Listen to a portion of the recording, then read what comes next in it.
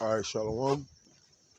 First and foremost, I want to give our praise, glory, and honor to Yahweh, Hashem Yahushai, Hashem, Ha, Rakakwadash, Rakatham. Double honors to the apostles and the elders of Great Millstone, and to the rock across the globe, pushing the word of truth and sincerity. I want to say Shalom. Now, I'm just thinking about Job, probably my favorite book of the Bible. It is my favorite book of the Bible.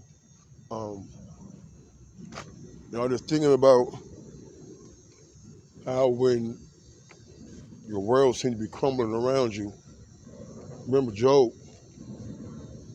I'm not going to read all the chapters or all the verses in chapter 1, but toward the end, the last verse, it said, after all this, yet Job did not sin with his mouth.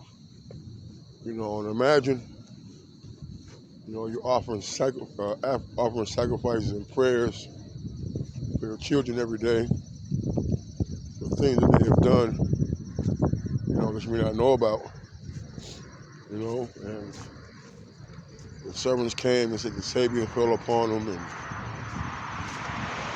took the cattle and his sons died, his daughters died,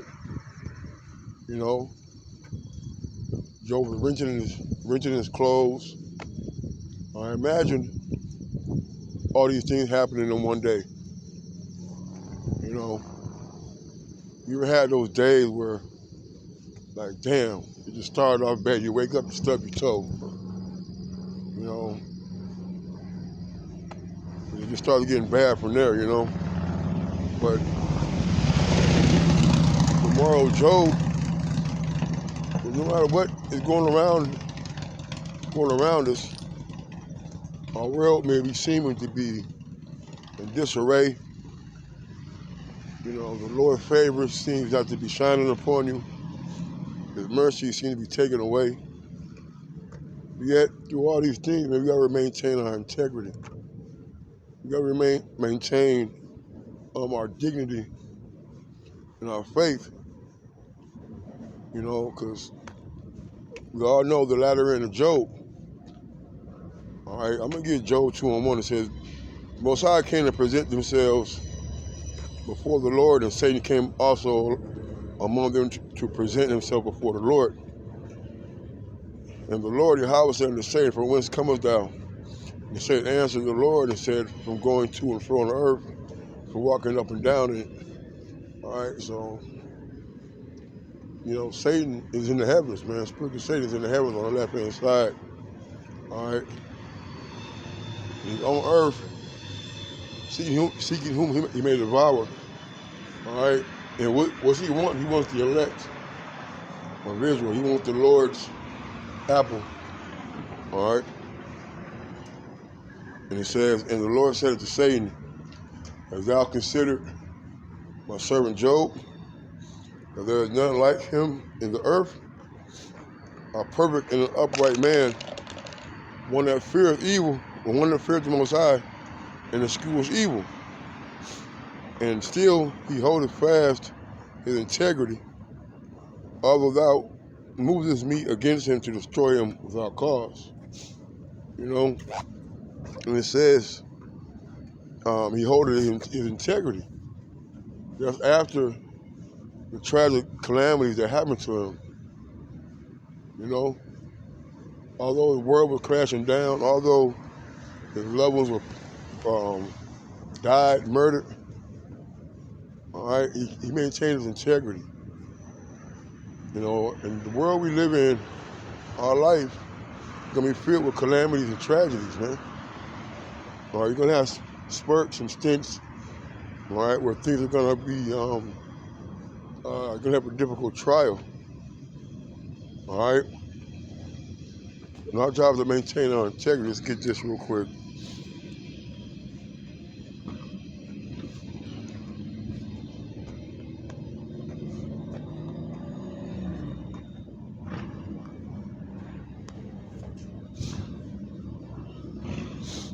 It says, Sirach 2:4, and it reads, Whatsoever is brought upon thee, take cheerfully, and be patient without change to a lower state. All right, so we got to think about Job. All right, his patience. He's going over his suffering. Because when they were talking to Job, his friends, all right, his friends were accusing Job of being a wicked man because he was sore. All right, he had those boils on him because his children died. All right, but the Lord gave Job that spirit of integrity to keep it, even though when things are going terribly wrong. All right, you gotta maintain our integrity and dignity and our faith and confidence in Yahweh Shai Shai, man. All right, and understand that's all for a reason. Build our faith.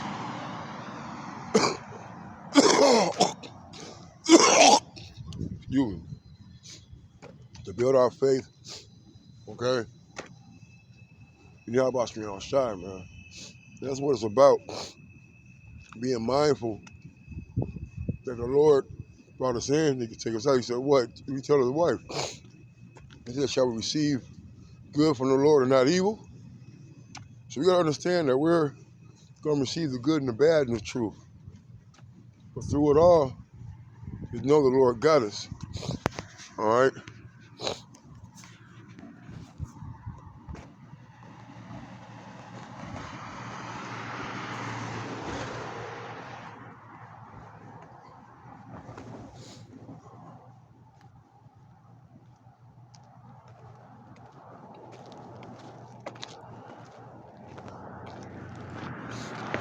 Job 42.